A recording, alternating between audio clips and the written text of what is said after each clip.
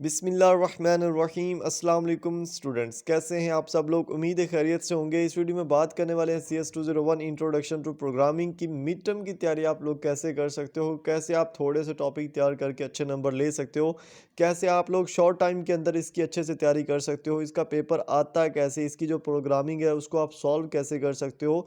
ये सारे जो क्वेश्चन इस वीडियो के अंदर आपको लाइव डिटेक्ट करके बताऊंगा कैसे आप इनको सॉल्व करने वाले हो। और मोस्ट इम्पोर्टेंट कि आपको वो चीज़ें समझाऊंगा और कुछ इंपॉर्टेंट जो टॉपिक्स हैं वो बताऊंगा जो आपको शॉर्ट टाइम के अंदर बड़े हेल्पफुल होने वाले हैं। ठीक है, तो सबसे पहले तो अगर आप हमारे यूट्यूब चैनल पर न्यू हो तो चैनल को आप लोगों ने सब्सक्राइब कर लेना है। इस पे आपको दूसरे जो सब्जेक्ट्स हैं उनकी भी मिड टर्म तैयारी की वीडियोस मिल जाएंगी। सेकेंडली, आप हमारे जो व्हाट्सएप चैनल है सॉरी उसको भी ज्वाइन कर सकते हो और इसमें भी आपको करंट पेपर्स देखने को मिलेंगे इंशाल्लाह। ठीक है, तो सबसे पहले हम बात करते हैं हमारा जो CS201 का पेपर पैटर्न इस दफ़ा चेंज हुआ है और जो सिलेबस है वो क्या है। ठीक है, तो ये चीज़ आपने हर सब्जेक्ट की कंफर्म करनी है। इसकी जो अनाउंसमेंट हमारे पास 28 नवंबर को आई थी, इसमें इन्होंने हमें बताया कि हमारा जो पेपर है वो 30 मार्क्स का होगा। इसमें से कितने मार्क्स वाला पास होगा ये भी मैं आपको इसी वीडियो में बताता हूँ। ठीक है, उसके बाद 50 मिनट का जो पेपर है टोटल ओवर आपके पास मतलब कि टाइम होगा और दो हिस्सों में डिवाइडेड है हमारा मिड टर्म। पहला सेक्शन ए है जिसमें ऑब्जेक्टिव है। ऑब्जेक्टिव कितने होंगे आपके पास? 14 MCQs होंगे विद नो चॉइस। ठीक है, कोई चॉइस नहीं होगी आपके पास। सिमिलरली आपके पास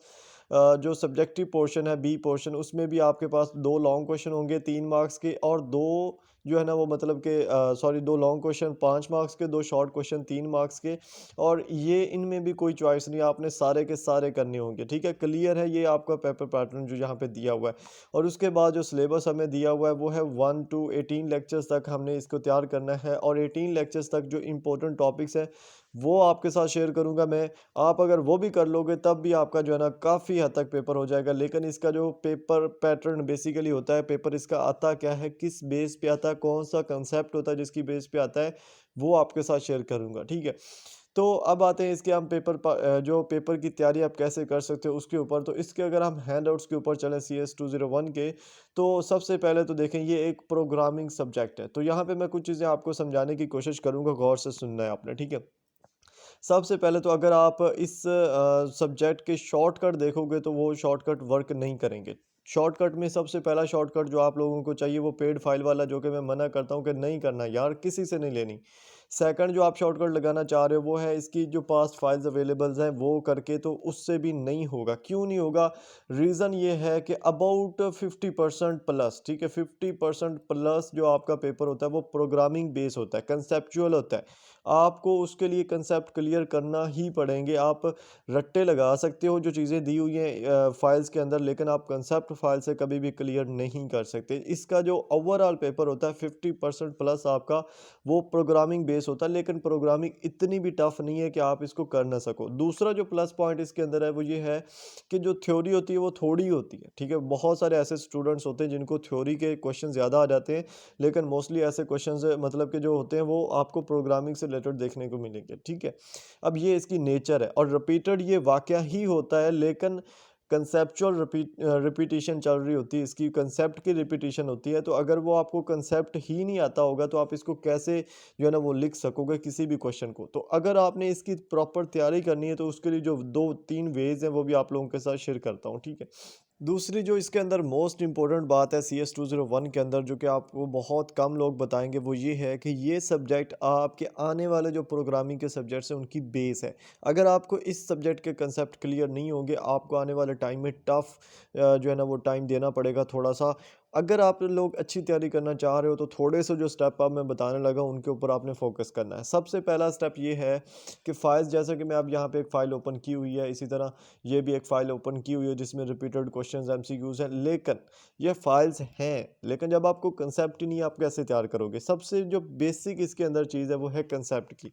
अब कंसेप्ट क्लियर करने के लिए आपको इसके 18 लेक्चर जो हैं वो करने पड़ेंगे। 18 लेक्चर को अगर आप यूट्यूब से देखोगे तो भी आपको समझ आ जाएगी।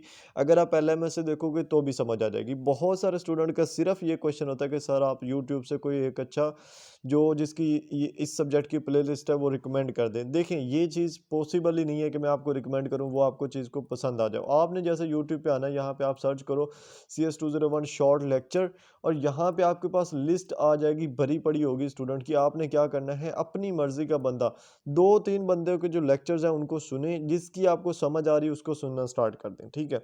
अब आप लोग बोलोगे कि यार आपने वीडियो बनाई और शॉर्ट लेक्चर का अगेन बता रहे हो, हैंडआउट्स का भी बता रहे हो, तो ये तो हमें ऑलरेडी पता है, हमारे पास इतना टाइम ही नहीं है। तो अगर आपके पास टाइम नहीं है, तो थोड़े से आपको इम्पोर्टेंट टॉपिक्स बताने लगा हूँ, वो आप कर लेना सिंपल। लेकिन टाइम है, आप थोड़े से टाइम में भी कर सकते हो। आपके पास 18 लेक्चर्स हैं, ठीक है? और आप थोड़े से टाइम में भी कर सकते हो। करने का प्रोसेस ये होगा आपका कि आप पहले एक जो मतलब आपके पास टॉपिक है उसको उठाओ, उसकी थोड़ी-सी जो है ना मतलब कि उधर शॉर्ट लेक्चर देखो कि इसमें क्या-क्या इंपॉर्टेंट दिया हुआ है, ठीक है? और उसके अकॉर्डिंग उसको थोड़ा-सा हाइलाइट कर लो। हाइलाइट का प्रोसेस मैंने पहली वीडियोज़ में भी बताया, इसमें भी बताया कि ये जो माइक्रोसॉफ्ट एज है, इसमें भी आपके पास हाइलाइट करने का ऑप्शन होता है। यहाँ से भी आप हाइलाइट कर सकते हो चीज़ों को।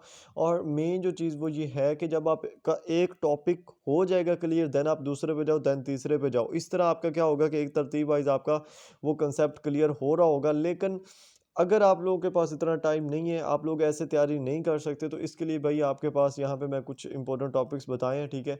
कम अज़ कम अगर आपके पास टाइम नहीं है तो इन इंपॉर्टेंट टॉपिक्स को लाज़मी कर लेना, ठीक है? अब इन इंपॉर्टेंट को सिर्फ़ करना नहीं है, इनके कंसेप्ट भी लेने हैं। सबसे पहला जो हमारे पास टॉपिक है वो है लेक्चर नंबर 3, ठीक है? अब लेक्चर नंबर 3 अगर हम लेक्चर नंबर 3 पे चलें, यहाँ पे मैं आपको दिखाने की कोशिश करूँ ये वाला, ठीक है? इसमें जो है वो सारा मतलब कि प्रोग्रामिंग ही है बेसिकली। अब अगर आप इसके रट्टे लगाओगे, तो रट्टे लगाने से आपको कोई फ़ायदा नहीं होना। जब आप रट्टे लगाओगे तो आपको ये चीज़ें भूल जाएँगी, ठीक है? इसलिए मैं बोल रहा हूँ कि थोड़ी-सी प्रोग्रामिंग स्टार्ट कर दो। ये जो हैंडआउट्स है ना ये हाइलाइटेड हैं, इसमें मोस्टली एमसीक्यूज़ हाइलाइटेड हैं। शॉर्ट एंड लॉन्ग क्वेश्चन की बात नहीं कर रहा क्योंकि वो तो आते ही कंसेप्चुअल है। मोस्टली आपको वो कंसेप्चुअल देखने को मिलेंगे। लेकिन इस हैंडआउट्स के अंदर आपको वो जो क्वेश्चंस हैं वो भी हाइलाइटेड है। अब वो जो यहाँ पे हाइलाइटेड हैं उनको भी आप अच्छे से कर सकते हो और इसका आपने लेक्चर लेना है, ठीक है? ऐसे इसको करने नहीं बैठ जाना है। इसके पहले यूट्यूब से लेक्चर लेना है, फिर इसकी तैयारी करनी है, फिर ये आपको पूरा लेक्चर तैयार करना है और इसकी थोड़ी बहुत प्रैक्टिस भी करनी है, ठीक है? हाथ से इसकी थोड़ी बहुत प्रैक्टिस भी करें, प्रोग्रामिंग लिखें, थोड़ा-सा इंटरेस्ट पैदा करें, आपका ये जो टॉपिक है क्लियर हो जाएगा। सिमिलरली आप फिर आ जाना है आपने जो 5वाँ हमारे पास लेक्चर है वो इम्पोर्टेंट है, 7वाँ, 8वाँ, 9वाँ, 10वाँ, 11वाँ 10वाँ नहीं सॉरी 11वाँ, 12वाँ और 14वाँ जो हमारे पास लेक्चर है, ये इम्पोर्टेंट लेक्चर्स है। ये टोटल कितने बनते हैं 18वाँ भी एंड पे है तो ये बनते हैं 1, 2, 3, 4, 5, 6, 7, 8, 9 मतलब कि 18 में से आपने कितने करने हैं 9 करने हैं, ठीक है? अब इन 9 लेक्चर को अगर कम से कम आप कर लो ना और साथ में फ़ाइल वगैरह अगर आपने पढ़नी है तो मैं आपको ये रिकमेंड करूँगा कि पेड फ़ाइल ना लेना। CS 201 की गूगल पे जाकर सिर्फ सर्च कर लेना CS 201 मिड टर्म पास पेपर्स, आपको लाइन लग जाएगी फाइल्स की, आपको ख़त्म नहीं होगी, ठीक है? लेकिन आप लोग चाहते हो कि आपकी ना हर चीज़ पका के ना आपकी वो थाली में रख दी जाए, लेकिन ऐसा पॉसिबल नहीं होता। आप स्टूडेंट्स हो, थोड़ा-सा एफर्ट आपको करना ही पड़ेगा, ठीक है? उसके अलावा ये एक फ़ाइल है, ये भी शेयर कर दूँगा, ये भी शेयर कर दूँगा, लेकिन करूँगा कहाँ पे, ये आपने गौर करना है। फर्स्ट कमेंट जो होगा उसमें मैं लिंक दूँगा इनका गूगल ड्राइव का, इस हैंडआउट्स का भी लिंक दे दूँगा। उसमें आपके पास फर्स्ट पेज पे ये जो लेक्चर्स हैं, ये भी हाइलाइटेड होंगे और एंड पे इन लेक्चर्स के अंदर जो एमसीक्यूज़ हैं, वो भी हाइलाइटेड होंगे ताकि आपका थोड़ा-सा फ़ायदा हो जाए, ठीक है?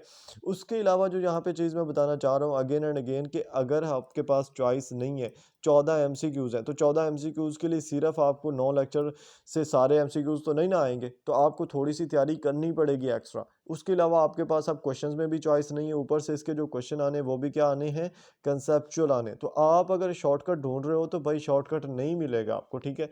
वो पैसों वाला मिलेगा, लेकिन वो भी जब आपको ने पैसे सेंड कर दिए, जब आपको फ़ाइल मिलेगी, तो फिर आपके होश सीधे हो जाएँगे कि यार ये तो मतलब स्कैम ही हो गया। होता स्कैम ही आप लोगों के साथ, लेकिन आप लोग मानते नहीं हो जब तक होता नहीं है, ठीक है? तो ये जितनी भी चीज़ें मैं बता रहा हूँ ना, ये यहाँ पे हमारे व्हाट्सएप चैनल के अंदर मैं ये चीज़ें बताता रहता हूँ, ठीक है? और आपको इसलिए बोलता हूँ कि व्हाट्सएप चैनल जॉइन कर लो, क्योंकि बहुत सारी ऐसी अपडेट होती है जैसे मैं वीडियो नहीं बना पाता। जैसे ये एक अपडेट आई तो मैं वीडियो नहीं बना पाया, उसका जो है ना वो आपको कमेंट कर दिया उधर जाके, ठीक है? तो अब आपको समझ आई होगी कि CS 201 की आप तैयारी कर कैसे सकते हो इफ़ेक्टिवली और शॉर्ट टाइम के अंदर आप उसको कैसे हैंडल कर सकते हो थोड़ा-सा एफ़र्ट करके, ठीक है? तो होप सो आप लोगों ने चैनल भी सब्सक्राइब कर दिया होगा, नहीं किया तो कर दें। मिलते हैं नेक्स्ट वीडियोज़ के अंदर। अपना और अपने प्यारों का ख़्याल रखिएगा। अल्लाह हाफ़िज़।